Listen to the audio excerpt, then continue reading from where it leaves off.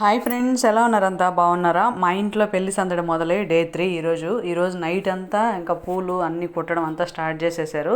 రేపు పొద్దున్నే ఇంటి ముందు పెళ్లి పందిరి వేయాలని చెప్పేసి ఊర్లో బంతి తోటలు చాలా ఎక్కువ ఉంటాయి. బంతి పూలనే కాదు, చాలా రకాల తోటలు ఉంటాయి. పూల తోటలు అకేషన్స్కి బంతి పూలు అంతా తెచ్చి ఇలా కుట్టి మాలలుగా వేస్తూ ఉంటారు. ఇవన్నీ అయితే బంతి పూలు అయితే బస్తాలు తెప్పించారు. అందరం కూర్చొని అయితే నైట్ అంతా అవి కుట్టాము. అంతా కుట్టేసేసి రేపు పొద్దున అంటే పెళ్లి పందిరి వేస్తారు కదా ఇంటి ముందు, ఇక్కడైతే సప్పరం అంటారు.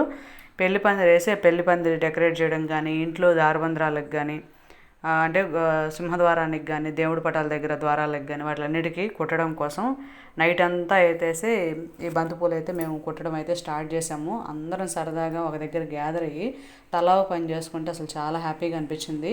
దాని తర్వాత ఇక్కడైతే చామంతి పూలు దేవుడి రూమ్కి, దేవుడి పటాలకి మాత్రం కంప్లీట్గా చామంతి పూలు పెట్టాలని చెప్పేసి ఇవి చామంతి పూలు ఒక పక్క మేము కుడుతున్నాం, బంతి పూలు ఇంకో పక్క వేరే వాళ్ళు అయితే కుడుతున్నారు.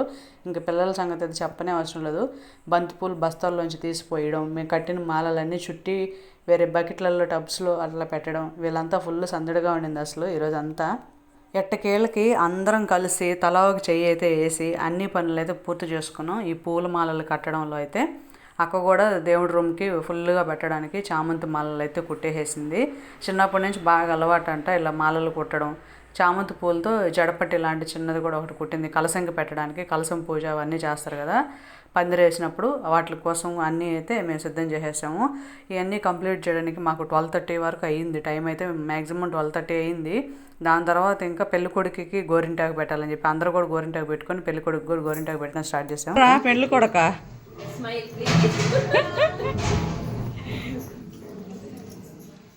ఏ నాన్న కాపీ చేస్తున్నట్టున్నావే? సేమ్ కాపీ పేస్టా? కాళ్ళకి పెట్టుకో మదా పెట్టుకోండి, పారాని ఇలాగే పెట్టుకుంటారు కదా అంతేరా. ఇంటికి పెట్టుకొని మేము పడుకునేటప్పటికి ఆల్మోస్ట్ 1:30 అట్లా అయి ఉంటుంది. పెళ్ళికొడుకు పెట్టుకుని గోరింటాకు అయితే చెయ్యి దగ్గర పెట్టుకోవడం వల్ల మా మామయ్య చూసుకోకుండా తుడిచేశారు. ఆ రోజు అయితే ఫుల్ ఫన్, నవ్వి నాకు నైట్ అంతా బుగ్గలు నొప్పి వచ్చేసాయి. ఇంకా పొద్దున్నే నిద్ర లేయంగానే పెళ్ళికొడుకు సప్పరం అంటే పందిరి, ఇంటి ముందు పందిరి వేసే ముందు ఫస్ట్ కొంచెంకి పెళ్ళికొడుకుతో పూజ చేపిస్తారు. నీళ్ళతో కడిగి పసుపు, కుంకుమ, పువ్వులు, అలాగే ఎక్కడైతే ఎక్కడైతే ఆ కర్రను నిలుపుతారో ఆ ప్లేస్లో పసుపు, కుంకుమ, వాటరు, పూలు, అక్షంతలు అన్నీ వేసేసి అక్కడైతే ఆ గుంజను అయితే ఫస్ట్ పెడతారు. ఈ గుంజని ఫస్ట్ పెళ్ళికొడుకుతో పూజ చేపించి దానికి కంకణాలు, అలాగే పసుపు తాడుతో ఒక కంకణం కట్టిస్తారు పసుపు కొమ్ము చుట్టి. ఎల్లో క్లాత్లో డబ్బులు అలాగే బియ్యం అవి కూడా వేసి దాన్ని కూడా ముడుపులాగా కట్టిస్తారు. ఇలా కట్టి పెళ్ళికొడుకు పూజ చేసి టెంకాయ ఇదంతా కొట్టిన తర్వాత అప్పుడు పందిరేయడం అనేది స్టార్ట్ చేస్తారు. ఇప్పుడు మీరు చూస్తూనే ఉన్నారు కదా ఈ ప్రాసెస్ అంతా. పెళ్ళికొడుకుతో ఫస్ట్ చేయిస్తారు పందిరి వేసే ముందు. దాని తర్వాత పెళ్ళికొడుకు ఇది పూర్తి చేసిన తర్వాత పందిరేయడం అనేది మొదలు పెడతారు.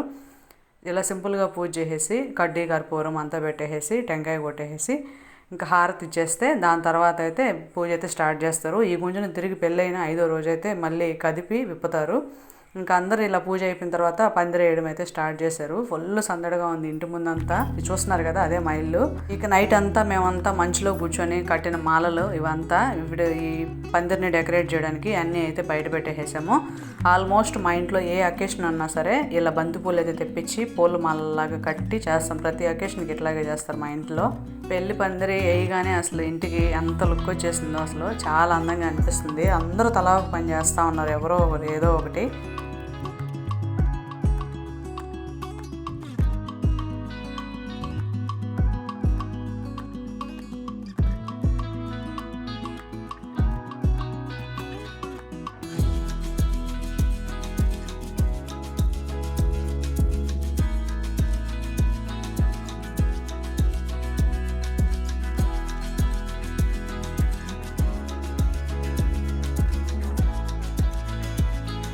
కంప్లీట్గా ఫుల్ ఇల్లంతా డెకరేట్ చేసాం. ఇంకా సాయంత్రం నలుగులు ఉంటాయి, అది ఖచ్చితంగా మీరు చూడాల్సిన వీడియో.